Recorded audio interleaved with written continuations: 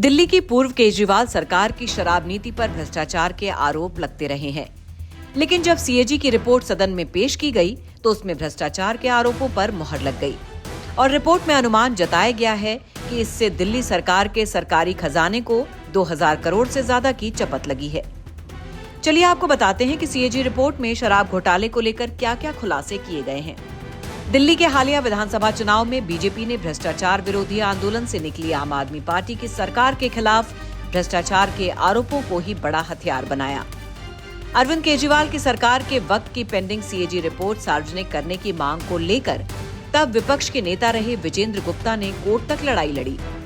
वहीं अब दिल्ली की नई मुख्यमंत्री रेखा गुप्ता ने सीएजी की 14 पेंडिंग रिपोर्ट्स में से एक रिपोर्ट विधानसभा में पेश कर दी। सीएजी की रिपोर्ट से जो खुलासे हुए हैं, उसने एक तरफ तो जहां पूरे देश को चौंका दिया, तो वहीं दूसरी तरफ आम आदमी पार्टी में हड़कंप मच गया। सीएजी ने अपनी रिपोर्ट में नई आबकारी नीति के कारण दिल्ली सरकार को 2000 करोड़ से अधिक के राजस्व नुकसान की बात कही है। सीएजी की रिपोर्ट की माने तो दिल्ली के पूर्व मुख्यमंत्री अरविंद केजरीवाल के गलत फैसलों की वजह से सरकार को भारी राजस्व नुकसान हुआ। नॉन कन्फर्मिंग इलाकों में शराब की दुकानें नहीं खोले जाने की वजह से 941.53 करोड़ का घाटा हुआ। वहीं छोड़े गए लाइसेंस को रीटेंडर नहीं करने की वजह से 890 करोड़ रुपए का नुकसान हुआ और कोरोना के नाम पर लाइसेंस फी माफ करने के फैसले से 144 करोड़ रुपए का नुकसान हुआ। सिक्योरिटी डिपॉजिट सही से कलेक्ट नहीं करने से 27 करोड़ रुपए का नुकसान हुआ। लाइसेंसिंग नियमों का उल्लंघन। दिल्ली एक्साइज रूल्स 2010 के नियम 35 को सही से लागू नहीं किया गया। जिन लोगों की पसंद मैन्युफैक्चरिंग और रिटेल में थी, उन्हें होलसेल लाइसेंस दे दिए गए।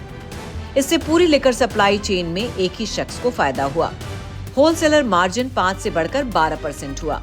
सीएजी रिपोर्ट में होलसेलर का प्रॉफिट बढ़ने का भी जिक्र है।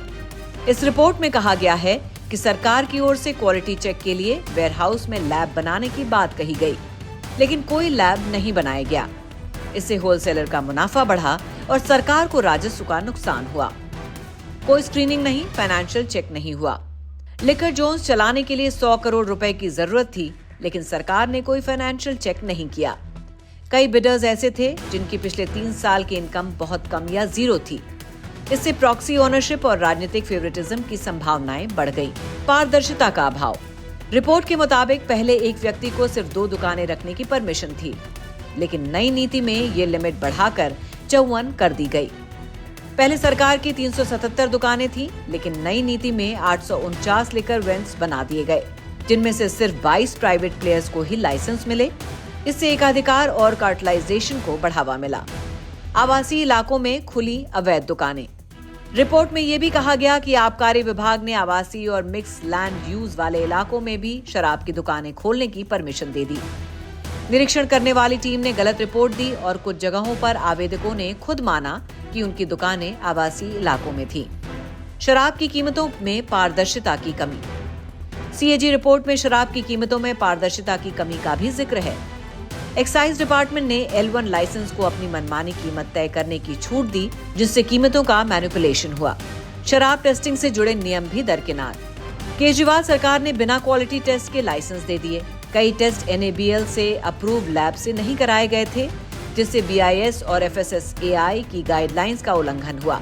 51% विदेशी शराब की टेस्ट रिपोर्ट या तो बहुत पुरानी थी या थी ही नहीं। हेवी मेटल्स, मिथाइल अल्कोहल जैसे नुकसानदायक तत्वों की जांच भी सही से नहीं हुई। तस्करों पर नहीं हुई कार्रवाई। एक्साइज इंटेलिजेंस ब्यूरो ने शराब की तस्करी रोकने के लिए कोई कार्रवाई नहीं की। जब्त की गई शराब में 65% देसी शराब थी, लेकिन फिर भी बार बार ऐसा करने वालों के खिलाफ कोई ठोस कदम नहीं उठाए गए। एक्साइज डिपार्टमेंट ने बुनियादी रिकॉर्ड्स मेंटेन किए। इससे राजस्व का नुकसान हुआ और तस्करी का पैटर्न ट्रैक करना मुश्किल हो गया। शराब आपूर्ति की बाध्यताओं, सीमित ब्रांड्स के विकल्प और बोतल के आकार की बाध्यताओं की वजह से अवैध शराब का व्यापार बढ़ा।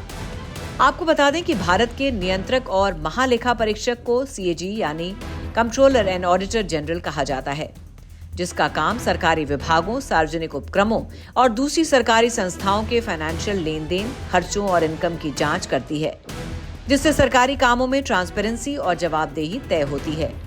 वहीं सीएजी रिपोर्ट के सामने आने के बाद दिल्ली के पूर्व सीएम अरविंद केजरीवाल, पूर्व डिप्टी सीएम मनीष सिसोदिया समेत आम आदमी पार्टी के कई नेताओं की मुश्किलें बढ़ गई हैं। आपको बता दें कि दिल्ली के शराब घोटाले के मामले में अरविंद केजरीवाल, मनीष सिसोदिया समेत कई नेता आरोपी बनाए गए हैं। दोनों नेता कई महीनों तक दिल्ली की तिहाड़ जेल में रह चुके हैं। फिलहाल इस मामले की जांच सीबीआई और ईडी कर रही है। वहीं अब सीएजी रिपोर्ट आने के बाद सरकार इस मामले की जांच और तेज कर सकती है, जिससे इस शराब घोटाले में शामिल अधिकारियों और नेताओं पर कड़ी कार्रवाई के संकेत भी मिल रहे हैं।